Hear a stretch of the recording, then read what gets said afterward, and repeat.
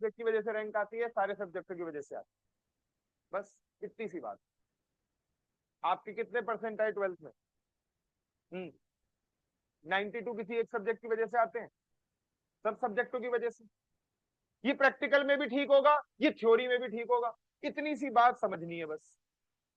मैं आपको बड़ी फैक्ट से बता रहा हूं, अगर कुछ कमी है, सब्जेक्ट में कमी नहीं है, वो आप अपने अंदर ढूंढो भाई। क्योंकि थोड़े दिनों बाद तो वैसे भी रियलाइज हो जाएगा तुम्हें भी कि हाँ यार, ये मेरे अंदर मेरा ये क्या है, ड्रॉबैक है, मेरा एरिया, लैकिंग एरिया है मेरा। तो जो अच्छा है वो हर किसी में अच्छा है, क्योंकि वो पढ़ रहा है। और जो नहीं अच्छा है वो कहने को कह दे मैं अकाउंट्स में अच्छा है या कुछ है। मार्क्स देखा करो ना। अभी जब पीछे फाउंडेशन का रिजल्ट आया, तो जो बच्चा कह रहा है कि मैं लॉ में फेल हो गया, मैं मैथ में फेल हो गया, उसके अकाउंट के मार्क्स देख लो, 45 नंबर। अबे जिस चीज में तू अपने आप को अच्छा कह रहा है, उस चीज में तेरे कितने मार्क्स है? 40 से 5 ज्यादा। और तू अपने आप को तब से क्या कह रहा था, 6 महीने से, कि अच्छा हूं मैं। ये ऐसे बिटर बातें ना अपने आप से बोलो, रियलिटी चेक दो अपने आप को। सब्जेक्ट अगर अच्छे हो आप, सब में अच्छे होंगे। नहीं अच्छे हो तो सब में ही आप, ठीक है थोड़ा सा टाइम किसी में दे देते होंगे तो आपको लग रहा है मैं पढ़ रहा हूं, अपने आप को ही बेवकूफ बना रहे हो। हमारे सामने कोई शो ऑफ करने की जरूरत नहीं है। देखा होगा स्कूल में, मेरे को तो वो बच्चे ज्यादा अच्छे लगते थे जो सब जगह भाई साहब दंगा हो, सब चीजों में सबसे आगे, और मार्क्स में भी सबसे आगे होते कुछ। स्कूल में बंक मारना सबसे पहले, अरे तेरा भाई चलेगा। कहीं कुछ हो जाए वो हर जगह प्रेजेंट है। इतनी एनर्जी उनमें, इतनी एनर्जी उनमें। और भाई रात को पता नहीं कब पढ़ते थे, क्या करते थे। कभी उनसे बात कर लो तो कोई लैकिंग नहीं दिखती थी। लेकिन हाँ, शोइंग ऑफ बिल्कुल नहीं, अपने आप को वो बुरा लड़का दिखाने में इंटरेस्टेड होते थे। कभी भी स्टूडियस दिखाने में इंटरेस्टेड नहीं होते। और जो मार्क्स बिल्कुल ऑलमोस्ट ऑलमोस्ट स्टूडियस वाले के बराबर में। वो किलस रहा है, तेरा पूरे दिन किताब पढ़ता हूँ, और ये पता नहीं क्या है, बदमाश सा लड़का है। और ये लड़के वाली बात इसलिए बोली कि मैं उनसे ज्यादा रिलेट कर सकता हूँ। देखे हमने कि वो जैसे होते हैं, जहां खुरापात की बात है वो सबसे आगे। और तुम्हें बताऊं, सुनो, एनर्जी का ही खेल है सारा। वही मैंने एक सुना था एक बंदे से, कहता है, और मेरे साथ के दोस्त ऐसे देखे भी थे मैंने, और आज वो है भी वैसे, कमांडो है वो पढ़ाई में भी आगे, साइंस ले रखी है। भाई साहब रोज कहाँ देख रहे हैं, आज बंक पे है। साइंस ले रखी है, physics, chemistry, bio, maths, PCMB. और फिर बाद में, लेकिन टारगेट था उनका 10th के बाद ही उन्हें समझ में आ गया था, उन्हें समझ में आ गया था हम ना स्टूडियस नहीं है। पढ़ते थे, अच्छे मार्क्स लाते थे, 80% से नीचे नहीं आते थे, लेकिन हाँ, वो स्टूडियस नहीं है। उन्हें पहले से ही पता था कि हम जिस तरीके का है ना, हमारा थॉट प्रोसेस जो है, वो पहले वो गए नेवी, नेवी में। नेवी के बाद वो फिर कमांडो ट्रेनिंग में सेलेक्ट हुआ। क्यों? अबे जो बंदा 12 घंटे काम करने के बावजूद भी एनर्जी है जिसमें, ऐसे ही लोग चाहिए होते हैं स्पेशल कमांडोज में। तो ये याद रखना, ये मैं बता रहा हूँ रियलिटी चेक तुम्हें खुद दो दिनों बाद खुद भी रियलाइज हो जाएगा। तो फिर अगर तुम्हें पता है कि तुम्हारा बॉडी टाइप वैसा नहीं है, तुम उतनी एफर्ट एनर्जी तो नहीं ले सकते यार, एक जगह तो डाइवर्ट कर दो। एक जगह जितनी एनर्जी है डाइवर्ट कर दो बस। मैं तुम्हें साफ से बता रहा हूँ, तुम फेल वालों बच्चों की ना लिस्ट निकलवा लेना कहीं की भी। एक दो को छोड़ दिया जाए, एक दो को। नहीं तो मेजोरिटी जो फेल है, किसी भी सब्जेक्ट में फेल हो, वो बाकी में भी अच्छा नहीं है। यानी कि उसने पढ़ाई नहीं करी। 500 में से 150 नंबर आ रहे हैं 4 सब्जेक्ट में। अब तू बता दे कि वो तैयारी कैसी होगी उसकी। तो भैया, थोड़ा सा मैं तो यही कहूंगा, सब्जेक्ट का कोई क्राइटेरिया नहीं है। तुम ना मानो तो नहीं मानो, मेरे पे कोई फर्क नहीं पड़ता। Mean deviation of a normal variable is 16 quartile deviation. क्या फॉर्मूला था? 6 QD, 5 MD और 4 FD। अब इतने जरा, इतने एक एक स्टेप के क्वेश्चन है ना? तो सार्थक, मेरे को, मैं इंटरप्रेट ही नहीं कर पा रहा कि ये कैसे मुश्किल है। हमें दिखने में मुश्किल या करने में मुश्किल?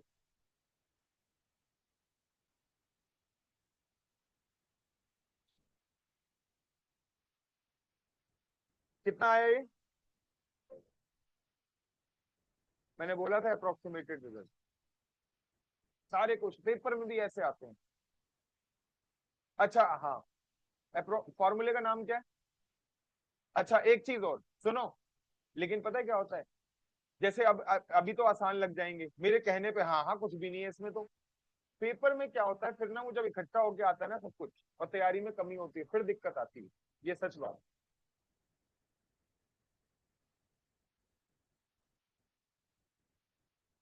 नहीं आएगी, टेंशन मत।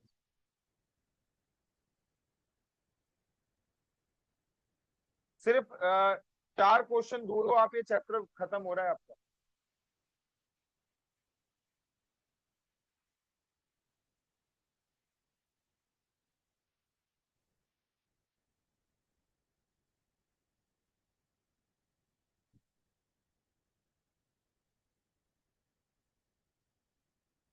हाँ जी, इधर देखिए। If the quartile deviation of a normal curve is 4, mean deviation पूछा है, क्या होता था? 6 QD 5 MD। यार बोलना आंसर।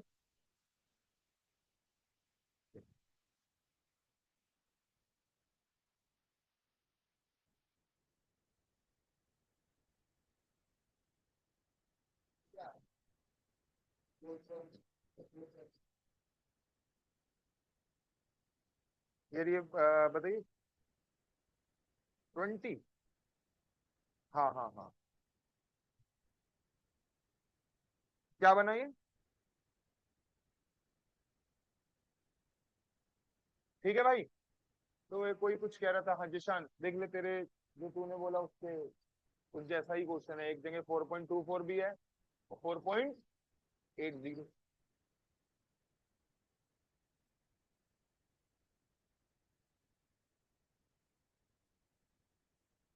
यार ये बात हमारी हो चुकी है कि अप्रोक्सीमेटेड आंसर निकालना है। तो अगर मैं ये 12.5 की जगह नन ऑफ दीज लगा दूं, मैं तो तब भी 13.5 ही लगाता। मिल गया ना आपको आंसर? ठीक है। इससे अगला 22 ट्राई करा है अभी? करो करो करो। क्या हुआ दिव्या जी, तबीयत ठीक नहीं है?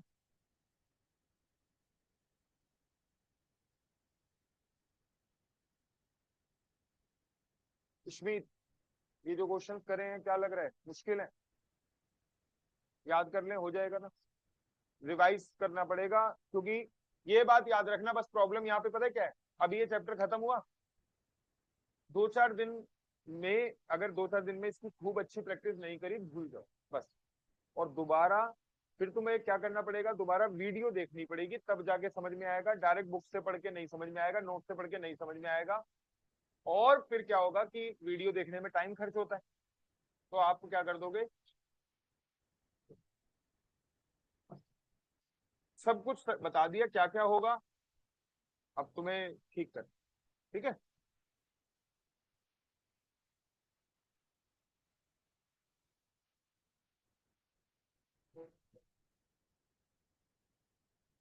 नॉर्मल डिस्ट्रीब्यूशन में मीन मीडियन मोड सब एक ही होता है, तो अगर तुमने मीडियन निकाल दिया तो मोड आ गया।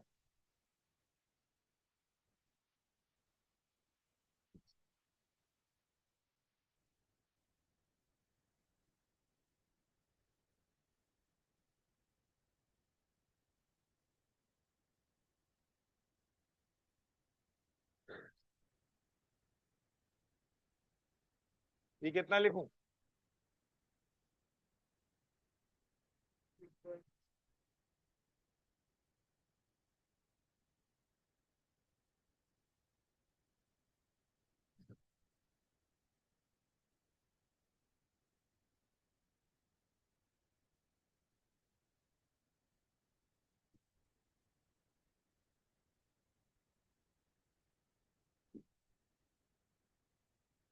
यार ये कितना आया सार्थक, 6.67 × 2?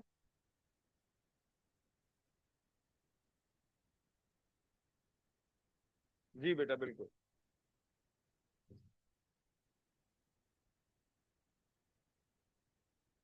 Q3 तो बता दो पहले।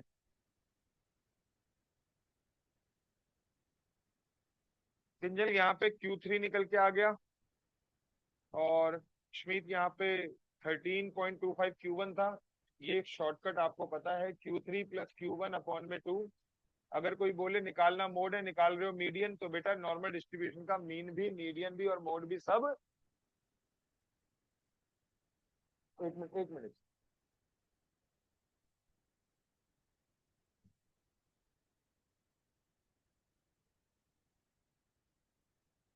बोलो आंसर। 20 कर दूं? एक और तरीका देख।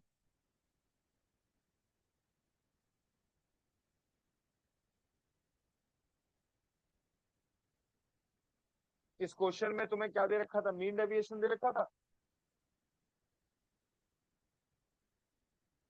जो कि होता है 4/5 of standard deviation. Mean deviation 8 दे रखा था ना, तो स्टैंडर्ड डेविएशन कितना हो गया? 10। Q1 क्या होता है? 2/3 ऑफ, ऊपर Q1 13.25 था, एक्स बार पता नहीं, 2/3 ऑफ 10। ये उधर ले जाके प्लस कर दो, थोड़ा फास्ट कर रहा हूँ, ठीक चल रहा है ना? 20/3 कितना होता है? प्लस करो, अराउंड क्या आया?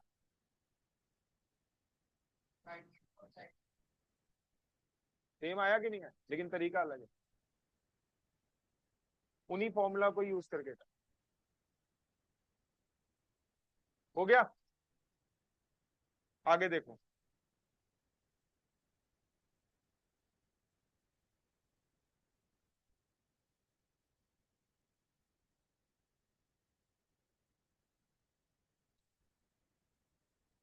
देखो, एक वर्ड है पॉइंट ऑफ इन्फ्लेक्शन।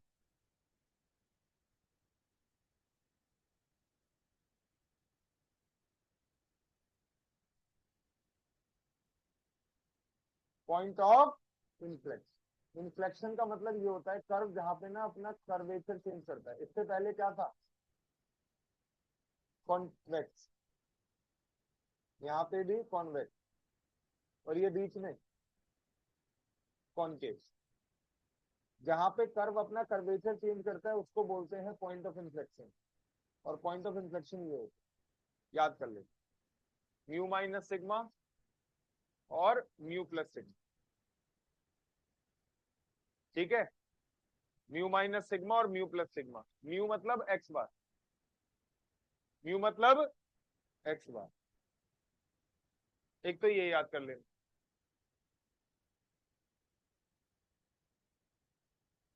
एक चीज और,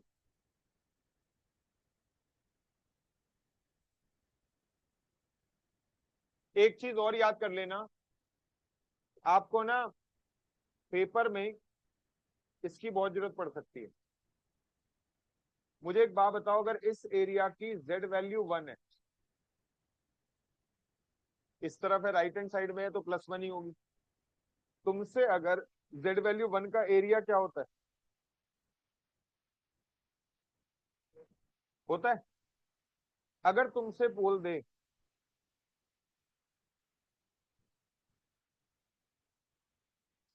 π1, क्या बोल दे? ठीक है, तो इसका मतलब समझना, ये पूरा एरिया एंड तक, कहां तक? Minus infinity. तुमने कहा फिर कैसे लिखूंगा मैं? तुम सबको पता है कि ये वाला एरिया कितना है, 3413। तुम सबको पता है ये वाला एरिया कितना है, तो दोनों को प्लस कर दो, क्या लिखूं? लेफ्ट हैंड साइड का एरिया ढूंढ लेते हैं हमेशा 5। किसमें? अच्छा, एक बार दोबारा से कर देता हूं। इस एरिया की जेड वैल्यू है 2। एरिया बोलो।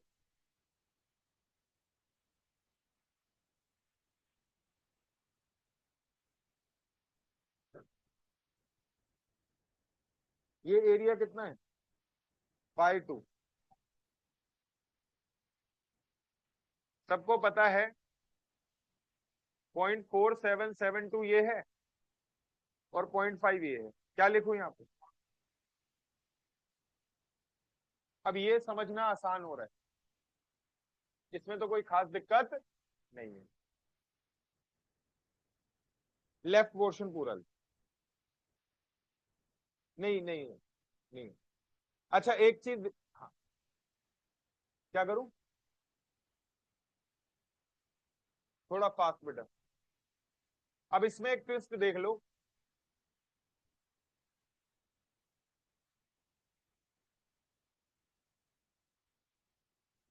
हाँ वही कर। अच्छा तू भी वही पूछ रहा, अभी वही कर।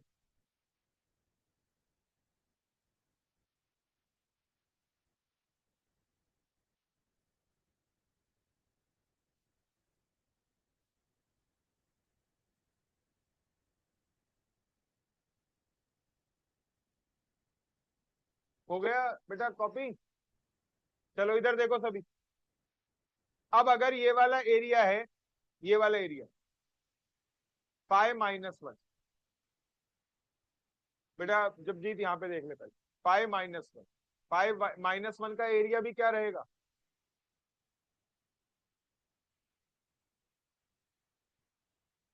लेकिन आपसे पूछा जाए,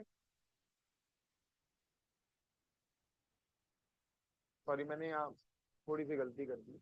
ये पहले मुझे लिखना चाहिए यहाँ पे क्या, जेड वैल्यू -1। अब लिखता हूं क्या, पाई-1। तुम्हें पता है पाई-1 मतलब ये वाला एरिया।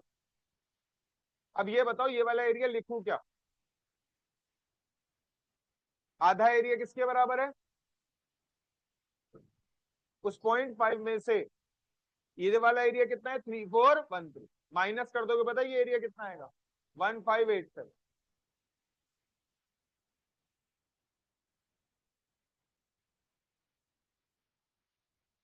ये समझ में आता है बेटा? ये वाला एरिया कितना था बच्चे? 0.3413। लेकिन पाई में तो हमें क्या चाहिए होता है? उस पॉइंट से लेफ्ट साइड का एरिया चाहिए होता है। उस पॉइंट से लेफ्ट साइड का एरिया चाहिए होता है। एक बार और देख लो, फिर मैं तुम्हें इसका शॉर्टकट बता दूंगा। शॉर्टकट क्या? देखिए,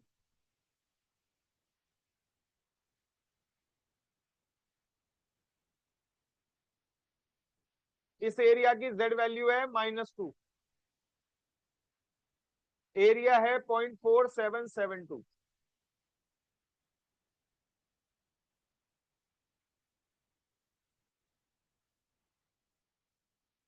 बेटा लेकिन अगर तुम्हारे सामने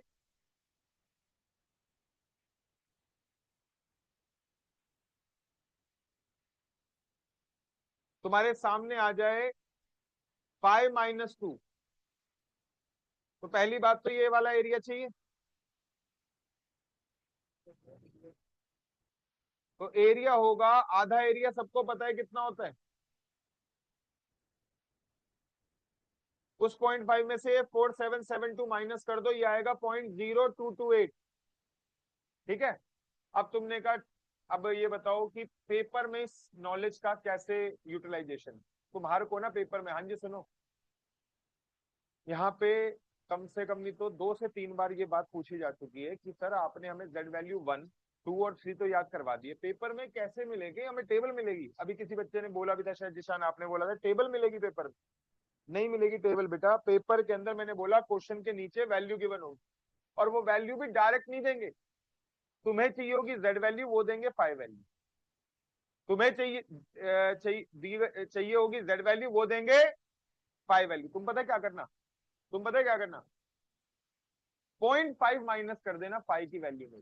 चलो सभी बच्चे कैलकुलेटर पे करो, 0.8413 -0.5 क्या आया? Z वैल्यू +1 का एरिया आ गया। तुम्हें यही चाहिए होगा ना? वो तुम्हें ये नहीं देंगे, तुम्हें ये देंगे वो। ठीक है। अच्छा, वो देंगे तुम्हें पाई+2 की वैल्यू 0.9772। प्लीज कर लो ये माइंड में। करवाने के पीछे पर्पस समझ तो पहले पॉइंट में भी आ गया, रिटेन करवाना है। 0.5 माइनस करो, बताओ क्या आया? आ गई Z वैल्यू +2 की वैल्यू। अब इधर देखो, सुनो, इस बार और करो। 0.1587 -0.5, ये आ गई 3413 आया। जेड वैल्यू किसका आया? माइनस का। लेकिन सुनो सुनो सुनो, एरिया ये माइनस में आया ना, लेकिन याद रखना एरिया कभी माइनस, और जब तुम्हारा एरिया माइनस में आ रहा हो ना, समझ जाओ कि जेड वैल्यू किसमें है? माइनस। जेड मतलब लेफ्ट साइड का एरिया किसका है? फाइ से जब तुम एरिया निकाल रहे हो और नेगेटिव में आ जाए, समझ जाओ वो कौन सा एरिया है? Left side. एक बार दोबारा, 0.0228 में से 0.5 माइनस कर,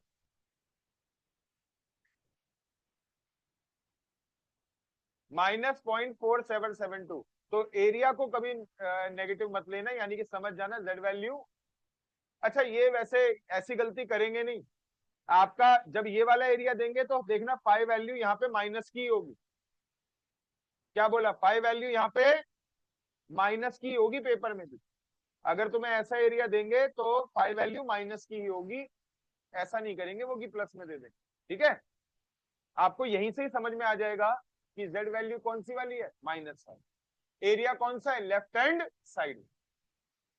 इस पे बेस्ड क्वेश्चन आइए जरा देखिए, जरा ये वाला क्वेश्चन करना 23।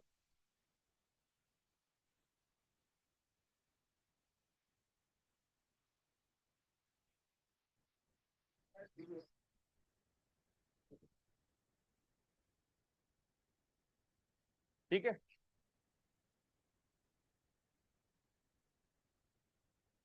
क्वेश्चन नंबर 20 करना।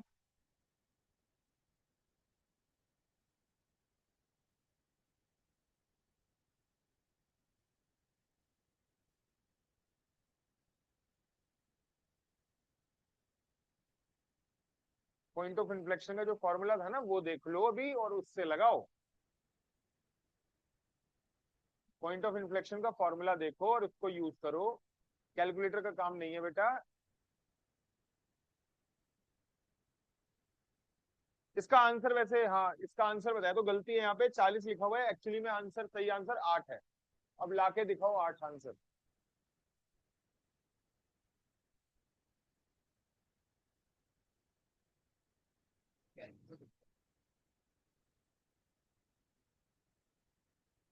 मैं मार्क्स लिख के दिखाऊं?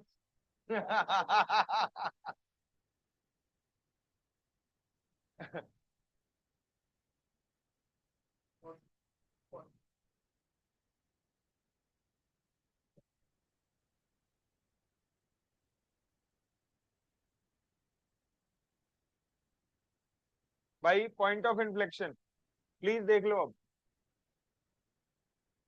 म्यू माइनस सिग्मा 40,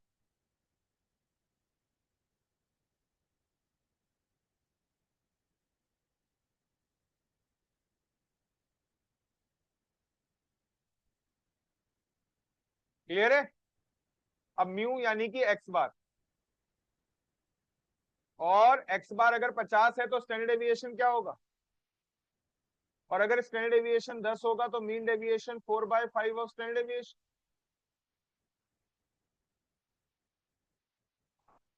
बस ऐसे एक एक स्टेप के क्वेश्चंस हैं और पेपर में भी यही आते हैं, प्रोवाइडेड आपको चीजें क्या हो, याद हो, प्रैक्टिस करी हुई हो।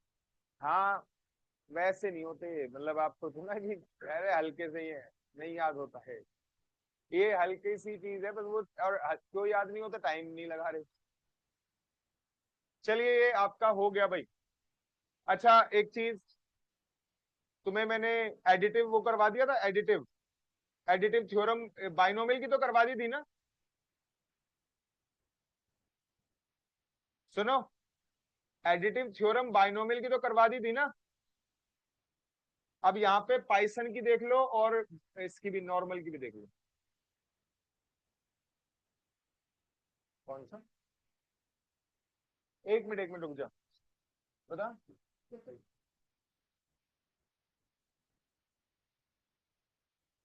यही कह रहा है ना ये? यार एक लेवल तू पार कर चुका है सीएम में फाउंडेशन, तुझे ये नहीं बताइए क्या है? स्टैंडर्ड एविएशन, ये स्टैंडर्ड एविएशन का साइन है, इसको प्रोनाउंस करते हैं सिग्मा। ठीक है, और सुन, तो तुझे क्यों डाउट हो रहा है? हाँ तो वो डिपेंड करता है, एक्स भी आ सकता है और वाई भी आ सकता है, जेड भी आ सकता है, डिपेंड करता है ना किस डेटा का सिग्मा निकाल रहे हो। कोई बात नहीं बेटा, चक्कर क्या है, स्कूल का की जानकारी तो इतनी होती है कि इसको, कुछ बच्चों को तो स्कूल में तो ये भी नहीं पता होता। इसे आधा नल बोलते हैं। मैंने कहा मैंने कहा आधा नल कैसे? कह रहा ये ऐसे हैंडपंप बना दो, ये पूरा नल बन गया। बोलते हैं भाई आज भी, आधा नल बोलते हैं इसे। ये आधा ना बोलेंगे। देख मैंने तो देख देख हमने पूरा हैंडपंप बना दिया। और ऐसा नहीं है कोई और बोलता है, अबे हम खुद 11th में यही बोलते थे, आधा नल। टीचर ने पता नहीं बताया होगा, लेकिन हम अपनी धुन में। ये वाला साइन भी सिग्मा है, लेकिन इसका मतलब सम होता है। इस साइन को प्रोनाउंस सिग्मा ही करते हैं, लेकिन इसका मतलब सम होता है। इस साइन को प्रोनाउंस सिग्मा ही करते हैं, लेकिन इसका मतलब स्टैंडर्ड डेविएशन होता है। और ये दोनों ग्रीक भाषा के अल्फाबेट्स हैं। ये कैपिटल वाला सिग्मा है और ये स्मॉल वाला सिग्मा है, लाइक इंग्लिश लैंग्वेज, जैसे ये कैपिटल है और ये। समझ में आया?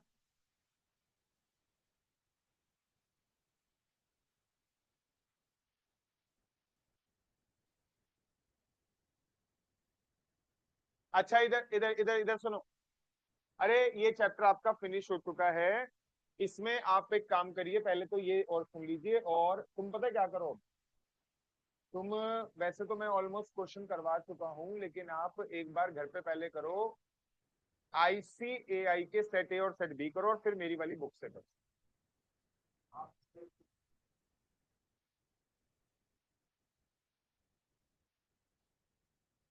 मिल जाएंगे, जल्दी मिल जाएंगे। अभी पहले ये खत्म करने दे, बस एक चैप्टर और बचा है, वो और खत्म करेंगे, फिर फ्री हो गई। दे दो पेपर से अच्छे खासा टाइम पहले ही दे। ठीक है।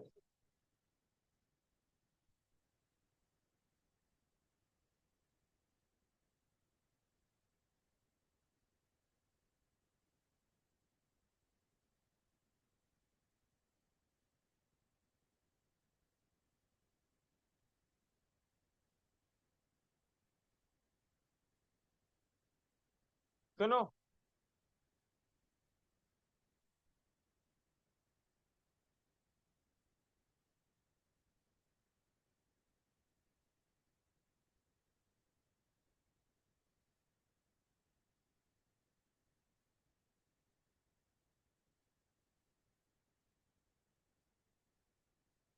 अरे यहाँ पे ध्यान दो, एडिटिव थ्योरम ये देख लो। सबको पता है अगर एक्स किसको फॉलो करता है, पाइथन को पैरामीटर क्या कर देता हूं, M1। वाई सिमेट्रिक है पाइथन के, पैरामीटर क्या कर देता हूं, M2। एडिटिव मॉडल ये कहता है कि दोनों डिस्ट्रीब्यूशन को प्लस करके भी पाइथन को ही फॉलो होगा, दोनों डिस्ट्रीब्यूशन, लेकिन उनका मीन क्या होगा, M1 प्लस M2। इस पे ज्यादा क्वेश्चन इंपॉर्टेंट नहीं है, लेकिन हाँ, नॉर्मल डिस्ट्रीब्यूशन, नॉर्मल डिस्ट्रीब्यूशन के एडिटिव प्रॉपर्टी इंपॉर्टेंट है। ये देखो, X symmetric to normal distribution with parameter mean और variance, y is symmetric to normal distribution with parameter mean और वेरिएंस। अब अगर हम इन दोनों को प्लस कर दें, तो जो नया डेटा बनेगा, वो नया डेटा भी नॉर्मल को फॉलो करता होगा, लेकिन उसका मीन पता है क्या होगा, X bar plus Y bar, नया मीन ये होगा। और उसका वेरिएंस होगा स्टैंडर्ड डेविएशन ऑफ एक्स का square plus standard deviation of Y का। ठीक है, ये लिखो पहले ये प्रॉपर्टी, फिर उसके बाद मैं आपको इस पे बेस्ड क्वेश्चन बताता हूँ।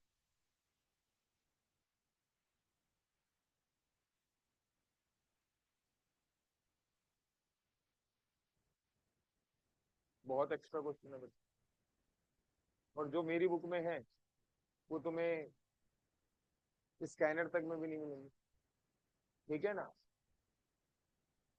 अरे पास ईयर तो हल्के क्वेश्चन है, उसमें और अच्छे क्वेश्चन है, उसको कर लिया, उसके बाद बाहर कुछ आ ही नहीं सकता, कुछ नहीं आ सकता। तुम्हारा लेवल जो होगा वो पेपर से ऑलमोस्ट 1.5 गुना या डबल के करीब है। क्या?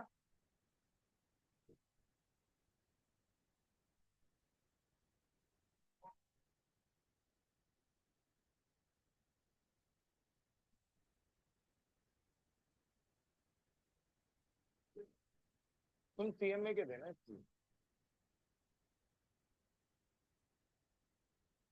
इधर देखो, आपका सबसे पहले, देख मुझे तो लगता है अभी तो पता नहीं, या तो प्रिंट नहीं करवाइए, क्या है रीजन, नहीं तो मैं पहले तो पीडी।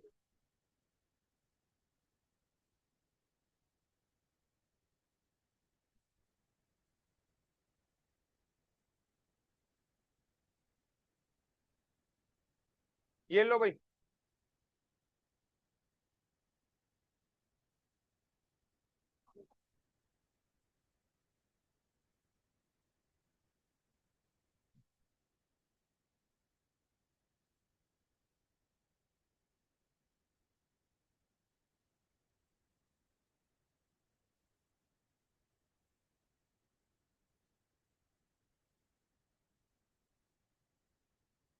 मैं तुम्हें पीडीएफ तो भेजता हूँ आज। इधर देखो सभी, और चैप्टर वाइज पीडीएफ भेज दूंगा, उससे करो। अगर वाकई में करने वाले हो तो उससे करो। सवाल ही पैदा नहीं होता कि उससे ऊपर पेपर आ जाए। ठीक है।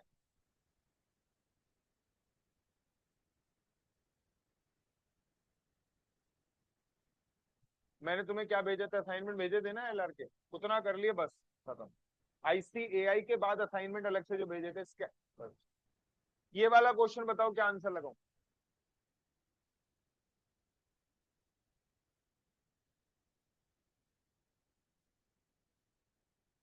अच्छा, असिस्टेंट रख ले तू एक 10+12 करने के लिए।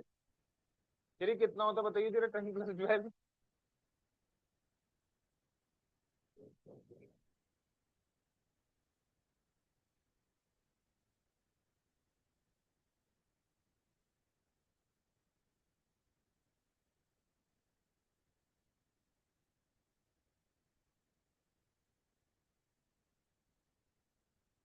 अच्छा, स्टैंडर्ड एविएशन निकालना है यहाँ पे, एक्स और वाई।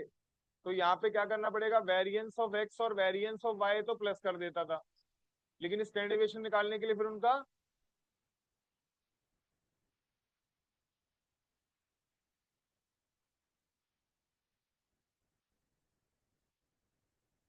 ठीक है।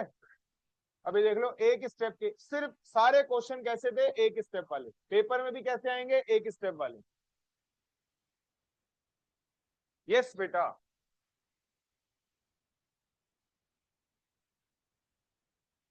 नहीं, आपको पहले वेरिएंस निकालना पड़ेगा बेटा। देख सुन, एक बात बता, खुद सोच।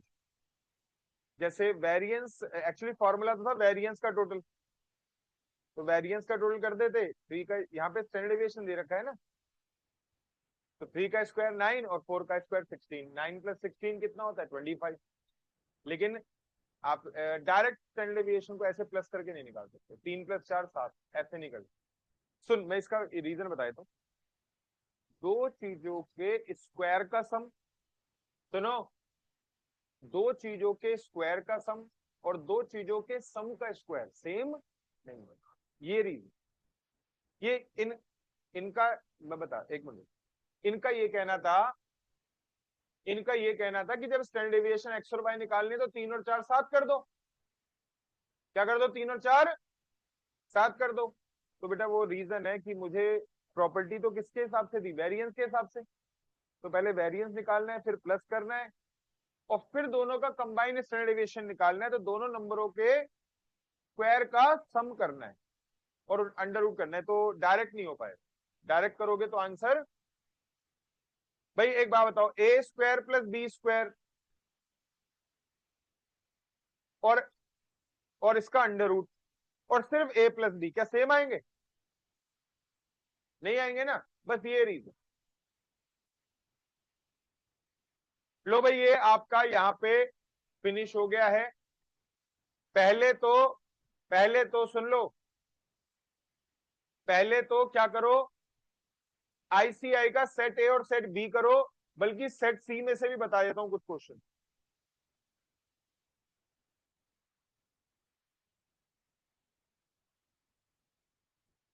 लेंदी क्वेश्चन है इसमें, लेकिन कुछ क्वेश्चन नहीं।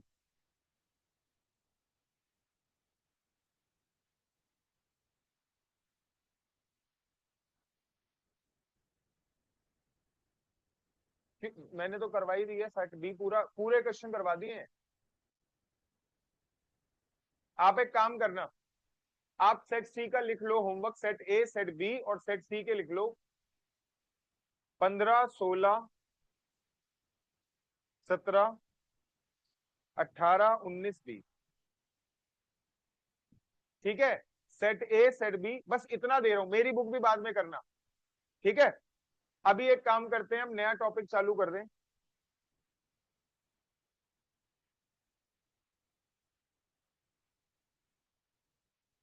जिसकी भी है देख लेंगे।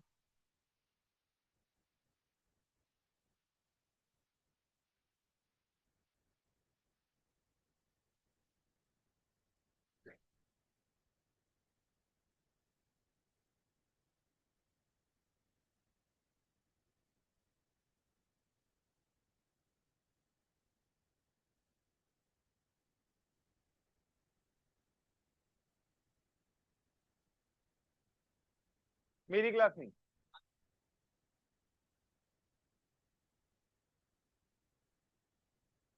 मेरी नहीं। हेडिंग बनाइए सभी बच्चे, परमुटेशन एंड कॉम्बिनेशन। पानी एक बार प्लीज।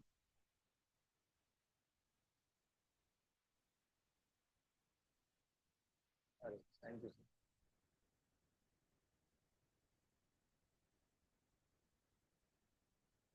हाँ जी, हेडिंग बनाइए सभी बच्चे, परम्यूटेशन एंड कॉम्बिनेशन। कोर्स का पार्ट नहीं, टेस्ट में गलती से आ गया। प्रोबेबल एरर जो कोरिलेशन रिग्रेशन के टेस्ट में आया था, वो हमारे कोर्स का पार्ट नहीं। मतलब बुक में लिखा हुआ आईसीआई में कि it is for knowledge purpose, not for examination purpose.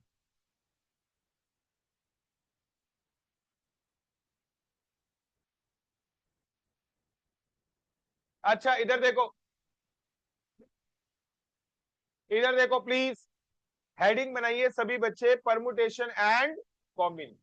दोस्तों सुनो, परमुटेशन की अगर बात करें तो परमुटेशन का मतलब आप सबको पता है। परमुटेशन का मतलब, पहले तो इस चैप्टर का मतलब सुन लो। इस चैप्टर का मतलब है, हाँ जी,